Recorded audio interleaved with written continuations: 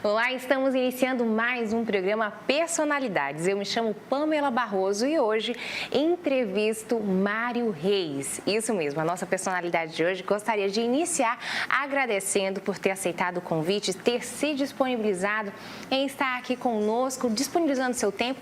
E eu tenho certeza que vai ser um programa realmente abençoado. Obrigada pela oportunidade, tá bem?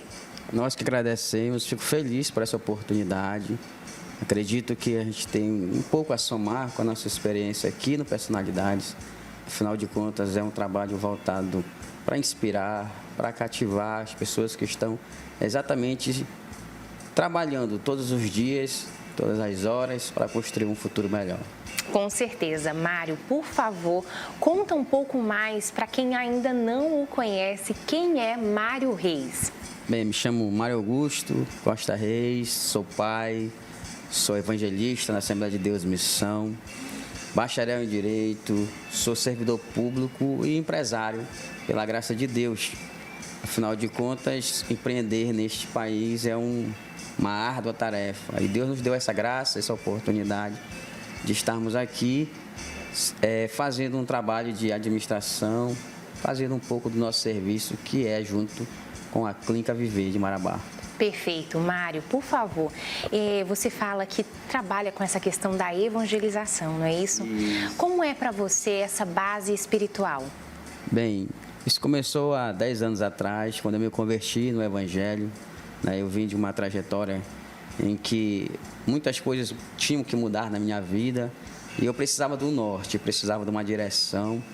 E esse encontro com o Evangelho, esse encontro com Jesus, foi que de fato transformou a minha vida, não é verdade, né?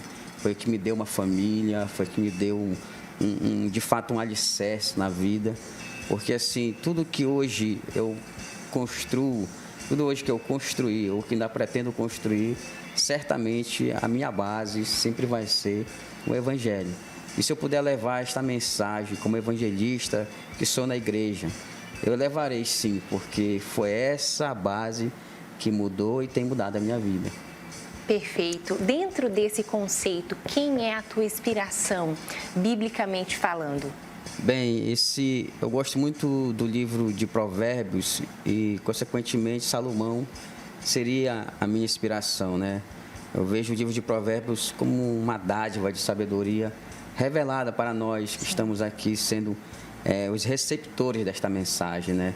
Salomão é um exemplo de sabedoria, é um exemplo de um homem que construiu nos seus limites de conhecimento que não estavam tão avançados como hoje. Então eu me inspiro exatamente em Provérbios, na pessoa de Salomão, como um homem sábio, um homem que soube construir num tempo em que não era propício construir na magnitude, nas dimensões e além das fronteiras que ele construiu. Com certeza. E Provérbios é um livro que, em particular, eu também gosto bastante. Inclusive, tem uma ótima indicação. Muitos já devem o fazer dessa forma, mas o livro de Provérbios ele é dividido em 31 capítulos. E uma ótima indicação para que você venha a fazer aí no seu devocional diário é que a cada dia você venha a fazer o do dia, como se fosse um calendário. Exatamente. Engraçado que há 6 anos atrás me propuseram isso. Eu ainda não conhecia a Cristo, né? Verdadeiramente não o conhecia. E me foi apresentado dessa forma, como um aconselhamento, porque Provérbios é um livro de aconselhamento, né? É verdade. E é incrível que realmente eu comecei a fazer como um calendário. E o Espírito Santo começou o agir dele, né? Porque a palavra é que modifica, é a palavra do Senhor que nos traz essa consciência, é o Espírito Santo que traz esse convencimento. E aí começou a minha renúncia, né? A minha entrega a Cristo. Começou com um livro de Provérbios. E é um livro a quem eu gosto muito, porque ele é de profunda sabedoria para todos os segmentos da nossa vida, seja relacional, espiritual, financeiro, tudo está em Provérbios. Realmente uma ótima indicação sua. Eu que agradeço. Essa indicação, na verdade, ela surge de uma forma no meio acadêmico, né? De todos os livros que eu li, eu me identifico com Provérbios justamente porque a busca que eu tento fazer diariamente, como você muito bem falou, tem que ser lido diariamente, tem que ser como um café da manhã, tem que ser algo como rotina, a palavra de Deus, porque se nós temos ela como base, se nós temos elas como direção, nós devemos dar a devida importância a ela. Então eu tomei o livro de Provérbios na vida acadêmica, tracei no meu TCC, na minha tese de conclusão de curso, uma passagem de Provérbios no capítulo 4, em que diz que pela sabedoria nós seremos engrandecidos, seremos coroados, não para nosso orgulho, não para nossa vaidade, mas sim para alicerçar cada dia mais esta base, porque sem sabedoria não seríamos nada, e principalmente oriunda das fontes que é a palavra de Deus. Com certeza, da sabedoria provém todas as coisas, né? Como um norte que temos em Cristo, e é realmente um livro muito incrível. A você aí de casa, é muito comum as pessoas falarem no meio evangélico sobre esfriar na fé. Com certeza é um termo que você também já ouviu. Sim. E é muito importante entendermos, muitos de nós sabemos disso, mas a verdade é que no nosso dia a dia acabamos deixando de lado algo que é a nossa prioridade. E assim como o nosso corpo tem fome de alimento, que nós nos alimentamos pela manhã, almoço e jantar, assim também é o nosso espírito. E ter esse momento diário é algo realmente que não é para o novo convertido, tampouco se limita a algum ou outro. Na verdade, é o nosso alimento diário. E essa recomendação sua de Provérbios, ela realmente é muito válida a você aí de casa que perdeu, assim, esse ritual, né? essa rotina de ter esse momento de palavra. É realmente algo grandioso que com toda certeza nós ganhamos muito em fazer isso todos os dias. É realmente alicerçar a nossa fé. Para você, como é hoje dentro da tua rotina? A gente já estava conversando aqui nos bastidores, ele me contou um pouco da sua rotina de estudos, a gente vai já falar um pouco melhor sobre isso, mas como é para você dentro de tantas afazeres, de tantas questões, ainda priorizar esse momento? Como é a sua rotina? Bem, tudo na nossa vida, eu creio dessa forma, e Provérbios também nos ensinam dessa forma, não só Provérbios, mas como toda a Bíblia, sermos disciplinados, né? A gente precisa ter disciplina. E quando se fala em reverência à palavra de Deus, ela nos leva a ter essa disciplina. Não adianta eu acordar pela manhã e já colocar as minhas vestes de trabalho e sair de casa sem sequer reverenciar aquele que me deu a oportunidade do novo dia. Eu acredito que se nós colocarmos como prioridade, no primeiro minuto ao levantar, ou no primeiro minuto antes de deitar, colocarmos a palavra de Deus como base para as nossas vidas, certamente a tua noite vai ter um sono reparador, ou o teu dia, no amanhecer, vai ser um dia de excelência. É bem difícil para nós, nos momentos atuais, na rotina, no trabalho, em tudo que nós construímos, sempre há desafios. Então, se nós conseguirmos organizar os desafios e dentro desses desafios fazer com que este desafio diário de ler a palavra, que para muitos é um desafio, para muitos é um obstáculo, se nós conseguimos romper este desafio, esse obstáculo de ler a palavra do Senhor todos os dias, nem que seja por 1 minuto, por 2 minutos, fazer uma reflexão e nessa reflexão nos conectarmos com Deus, certamente aquele que é provedor de tua vida, aquele que te dá as forças diárias, que abre os caminhos, que aplana as veredas para que tu possa caminhar, certamente você estará debaixo de uma proteção e de uma direção que te faz vencer, que te faz ter uma vida vitoriosa. Isso é uma chave realmente, porque é muito comum nessa vivência espiritual nos acomodarmos a irmos a um culto onde alguém que é cheio da unção vem e traz uma palavra abençoada, aquela pessoa ora por nós e nós nos acomodamos, sendo que nós temos livre acesso a esta graça. E isso só é possível quando também nós priorizamos esse tempo a sós com Deus, esse momento de palavra, esse momento de ter ali a sua conexão, isso não pode ser repassado a outros, essa responsabilidade é sua, é seu momento com o Senhor. Então, como ele bem disse, essa disciplina em ter o seu momento é realmente fundamental. Eu, particularmente, acredito que o melhor horário para mim é logo cedinho, né? É a primícia ali, eu acredito que é um grande momento, porque ao longo do dia tem todos os afazeres que acabam nos tomando. E algo que também eu vejo hoje, Mário, como algo que também nos toma muito, são as nossas distrações. Nós hoje somos abarrotados de distrações. Você entra em uma Netflix da vida, em algum portal, em alguma coisa assim, você tem tanto conteúdo, você tem tanta coisa à sua disposição que você não sabe nem o que escolher. E você dispõe de tanto tempo para redes sociais, para filmes, séries e tudo mais, que realmente hoje eu acho que o grande empecilho de ter essa conexão, de ter esse momento a sós, de ter esse momento de palavra, é justamente as nossas distrações. Como você vê isso hoje? Bem, nós estamos diante de uma sociedade em que ela evoluiu muito, né? E, consequentemente, o nível, a quantidade de informações produzidas diariamente, elas são enormes, né? O mundo se aproxima de 9 bilhões de habitantes e a gente não consegue absorver toda a informação produzida por aqueles que estão produzindo informações. Então, quando se fala de distrações, é quase que encontrar ela em cada segundo de nossa vida, porque pela quantidade, pelo volume que temos hoje à disposição. Mas como eu havia falado, se nós nos disciplinarmos, se nós nos organizarmos, se nós priorizarmos, fizermos uma lista diária de coisas a fazer, criar uma agenda, olha, eu tenho nesse horário, eu tenho isso, eu tenho aquilo, certamente você sairá do campo das distrações, virá para o campo da disciplina e certamente você terá uma vida muito mais rentável, não só financeiramente, não só emocionalmente, mas principalmente disciplinamente.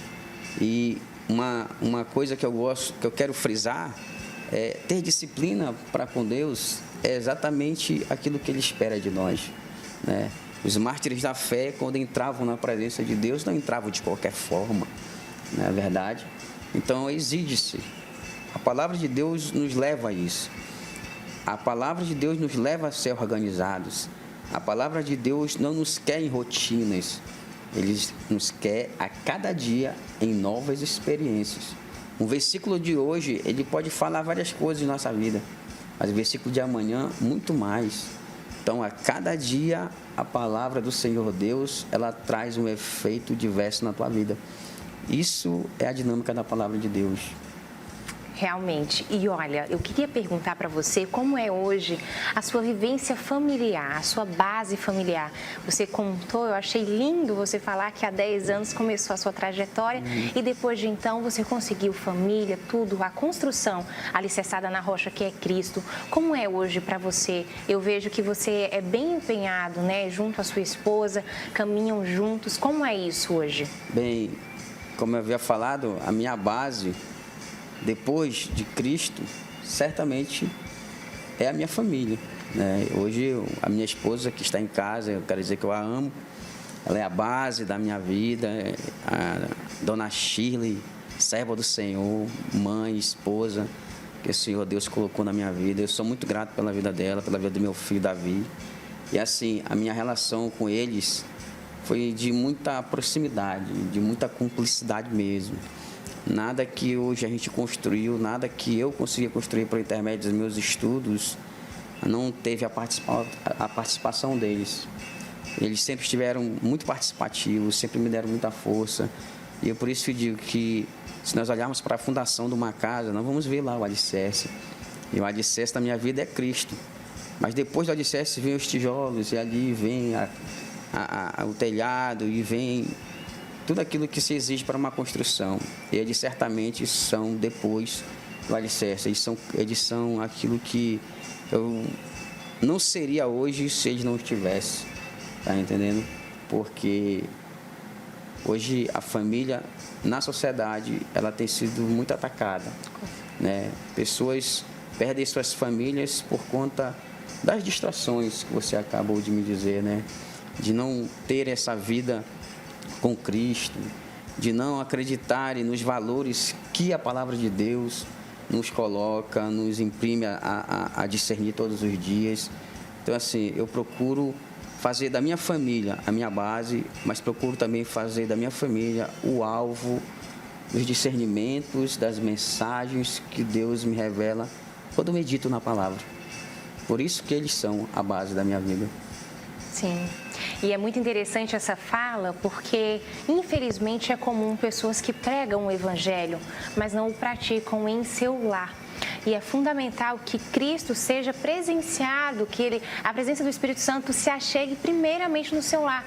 É impossível falar de Deus e desejar e crer que os outros sejam salvos se o teu lar não é salvo, se você não tem esse amor que você tanto prega aos outros, você não tem dentro do seu lar, né? Sendo amoroso, os dons do Espírito, eles são manifestos.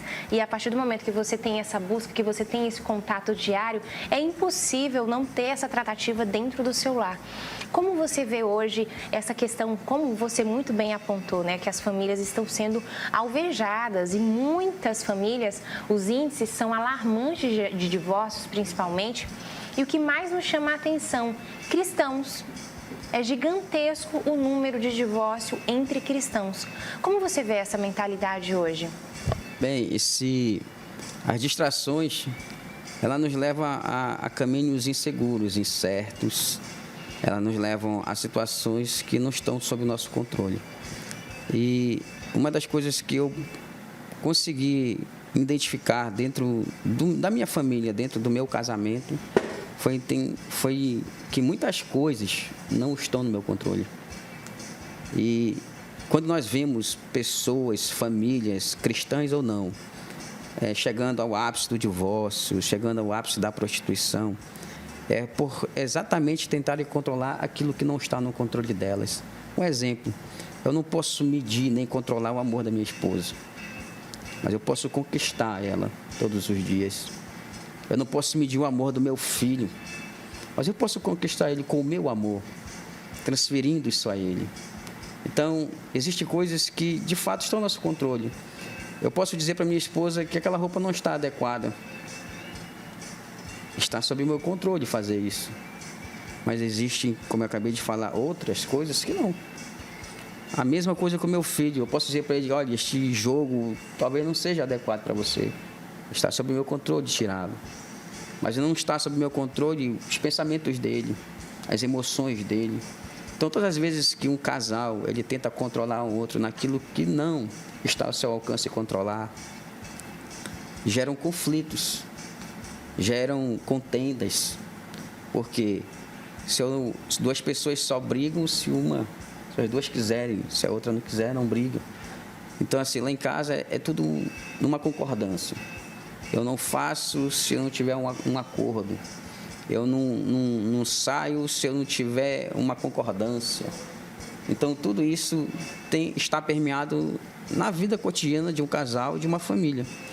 Se não tiver compreensão, se não tiver paciência, se não tiver tolerância, se não tiver perdão, o casamento se desfaz. E muitas famílias têm surgido, têm nascido hoje sem esta base, porque existem muitas mensagens hoje na sociedade de casamentos perfeitos, de casamentos sem problemas, de casamentos sem conflitos, um mundo de fantasia. Quando se encontram com a realidade, geram esse tipo de choque que eu estou falando. E este choque gera separações, gera dores, gera mágoas, gera cicatrizes. Então, com o tempo, aquilo que parecia algo tão minúsculo se torna tão grande a ponto de haver um rompimento de alianças. Alianças estas que, por sua vez, foram consagradas por Deus. Afinal de contas, a família é uma instituição divina. A família foi constituída por Deus. O primeiro casamento foi Deus que fez, Adão e Eva. Então, todas as vezes que o homem pretender, se juntar, sair da casa de seu pai, assim como os mandamentos da palavra de Deus nos diz, que ele pense, que ele tente desenhar ou tente compreender onde é que ele está sendo inserido, onde a pretendente está sendo inserida. Trabalhe isso antes de casar, para que você não venha a sofrer esses impactos da realidade que é a construção do casamento, a construção de família. Não é algo acabado, não é algo pronto, não é algo já feito, é algo que está em construção. E eu digo com a pouca experiência que eu tenho, porque existe muito mais pessoas experientes do que eu. Casamento se constrói até o dia que a morte nos separa. Perfeito. Excelentes palavras e eu tenho certeza que vai edificar a vida de muitos casais que nos acompanham, mulheres, esposas, esposos, e principalmente quando o homem tem essa figura, né? Eu acho que o que é mais interessante, Mário, é a pessoa se colocar nessa condição, entendendo qual é o meu papel enquanto esposo, né? E é muito interessante também que nós mulheres, nós esposas, também entendamos qual é o meu papel enquanto esposa. Quando ambos entendem quais são os seus papéis e o exercem, tudo começa a fluir, mas todos, tanto o homem quanto a esposa, também se colocam, sobretudo, debaixo de Deus, né? Ali, realmente alicerçados na rocha que é Cristo. É impossível não haver essa construção, como você bem falou, até que a morte os separe. É no dia a dia após dia, haverá uma mudança em ambos do casal. Para você hoje, como é ter essa experiência? Sua esposa trabalha junto com você, não é isso? Como é para você ter essa administração ali lado a lado? Bem, eu sempre falo para ela que eu sou o homem mais corajoso da terra, né? Se trabalhar com a esposa, não porque ela é chata ou coisa desse tipo, não.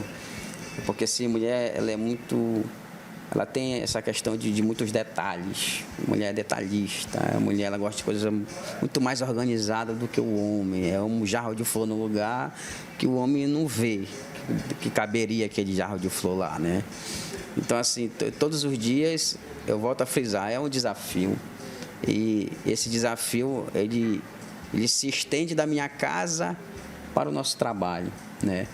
E, como eu havia falado, se não houver uma conexão, se não houver uma cumplicidade, né, de tarefas, isso que você acabou de falar, do papel de cada um, também na nossa empresa, não estaria aos níveis que hoje está, graças a Deus. Estamos bem, estamos caminhando, porque existe isso, existe uma renúncia. Existe um dar o braço a torcer e existe o outro se manter firme. Existe o lado emocional e tem que existir a razão. Eu acredito que trabalhar com a minha esposa é um equilíbrio, é o meio termo, né? Ela é a emoção, eu sempre falo isso para ela, tu és a emoção e eu sou a razão. Eu entro com a razão, quando eu vejo que a emoção está muito elevada, a razão entra e equilibra. Quando a razão já está demais, ela vem e equilibra com a emoção. Então, assim, é um desafio, mas é gratificante. A gente aprende com o outro, a gente passa a se conhecer mais um ao outro. E eu acredito que tenha dado certo por conta disso, porque a gente se propôs a isso. A gente se propôs a crescer, se propôs a aprender um com o outro e nos propomos a entregar tudo aquilo que o Senhor Deus colocou em nossas mãos na direção que Ele tem nos dado, que é como administradores daquele lugar. Eu sempre digo que nós não somos o dono daquele lugar, nós somos os administradores daquele lugar, porque o dono é Jesus, é Cristo, é Deus. Amém. E olha, nós vamos a um breve intervalo, mas já voltamos com muito mais para você. Não saia daí, nós te esperamos.